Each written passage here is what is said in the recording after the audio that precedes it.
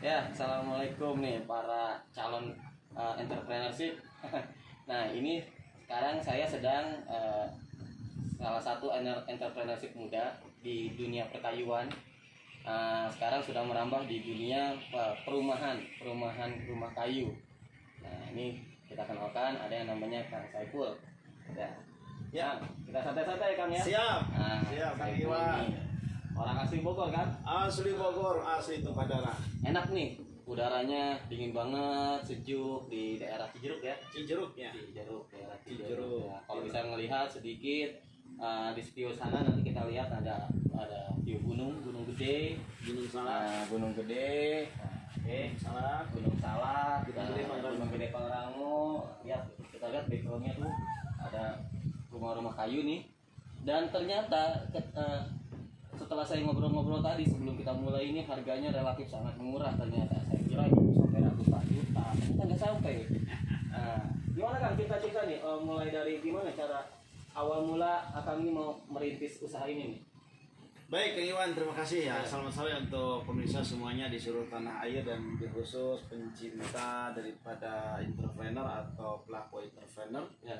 Saya diantaranya yang tergolong di sana, kata Kang Iwan tadi. Padahal saya pikir biasa-biasa saja Kang Iwan ya. Saya mencoba inovasi baru, berkreasi bagaimana untuk ikut peran dalam dunia properti kan begitu. Yang semula orang tuh berpikiran properti itu identik dengan tembok, dengan cor, beton dan semuanya. Tapi bagi saya itu terlalu menjenuhkan, harus inovasi baru. Selain kita menjual kapling yang kecil-kecil yang bisa terjangkau disesuaikan dengan kantong pemirsa atau rekan-rekan di masyarakat, tentunya juga tawarkan produk kita sendiri namanya Juara Rumah Kayu. Juara Rumah Kayu, nah ini salah satu hasil produk kita yang ada di Bogor. Kalau bicara Jawa Barat luas, kita bisa kirim ke Kuningan, Sukabumi, Cianjur, Purwakarta kan begitu.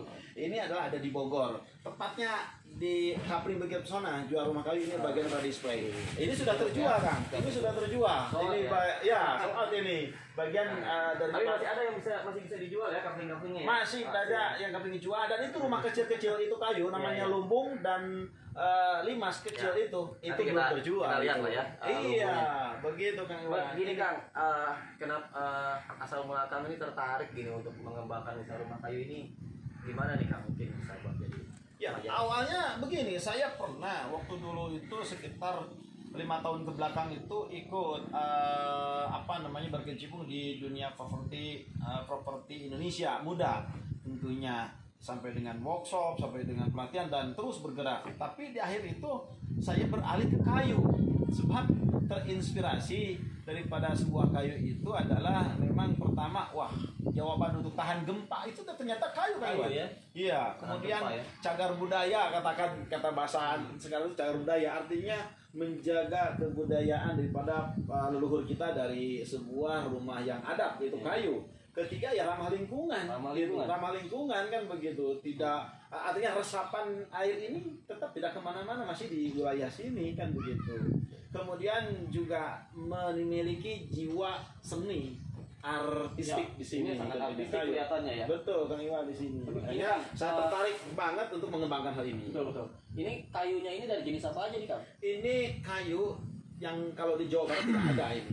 Saya yang ramai itu seorang kayunya yang ada itu di Sumatera. Makanya saya sering awalnya berkunjung ke Sumatera, mempelajari budaya Sumatera terhadap rumah kayu yang saat ini mereka sebelum merdeka masih ditempati Kang.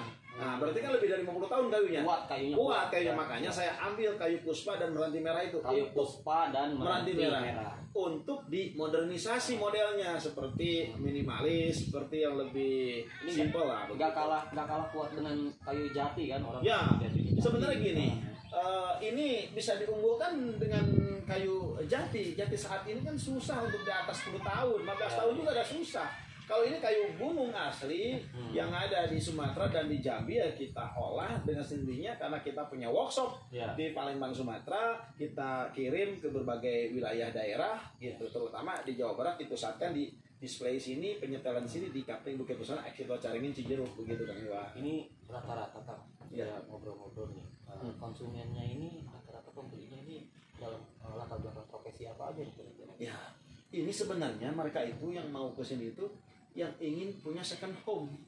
rumah kedua tapi bergaya buat villa begitu. Ya. Jadi konsepnya villa, Konsepnya villa. buat ngadem lah. Ya. Satu berlibur, bersyukur, bertafakur dan mendengkur. Kira-kira begitu. 4 item itu. Tapi Ya.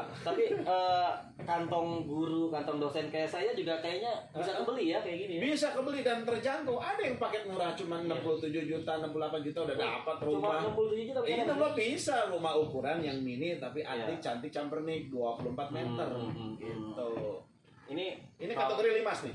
Apa namanya ini kalau masalah pembayaran juga mungkin bisa cash bertahap mungkin ya istilahnya. Cash bertahap tidak kita pesan langsung Iya. bayar tunai tidak, tapi Karena ada DP proses.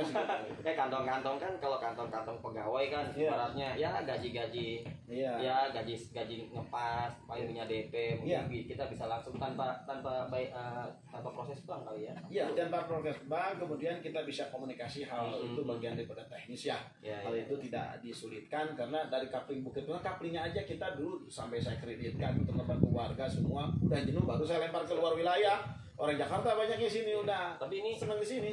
kalau seandainya nih ada pesanan nih kan, pernah nggak kan ada pesanan pokoknya ke Jakarta, ke Jawa Barat, pokoknya di luar Bogor gitu, Ya, itu gimana tuh kan? iya, artinya pesanan itu Terima. saya bilang kan tadi, seantero Nusantara kita kirim. Kirim ya. Iya, kemarin ada janji ini kita dengan Polres. Free ongkir nggak nih? Untuk Jawa Barat pre-ongkir, Pre-ongkir ya. pemasangan. Tapi di luar Jawa Barat ada charge. Bayangkan coba kirim nih ke Polres, ke NTB, NTT. Itu kan nyebrangnya berapa kali? Ya, ibaratnya mungkin jasnya pengganti transport. Transport bukan kayunya. Kayu. Gitu. Harga mah sama ya. Sama, tapi Iya. transportnya yang mahal. Iya, iya. Terus 2 kali naik perahu tuh kadang. Berarti ini Akang ini sudah bisnisnya udah sampai ke luar ya? Iya, Sampai karena ke kita Flores punya ya? tim.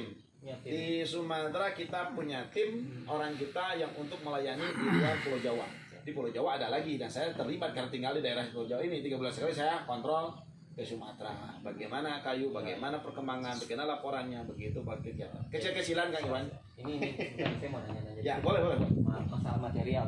Kan selain kayu nih saya lihat ada gentengnya gitu kan. Ya. Jadi genteng, kayu, spesifikasinya Ya. untuk pondasinya sendiri kan ada yang tahan gempa nih kan tadi Iya, kan. betul. Jadi pondasinya sendiri pakai apa ini kan? Ya, jadi begini kan.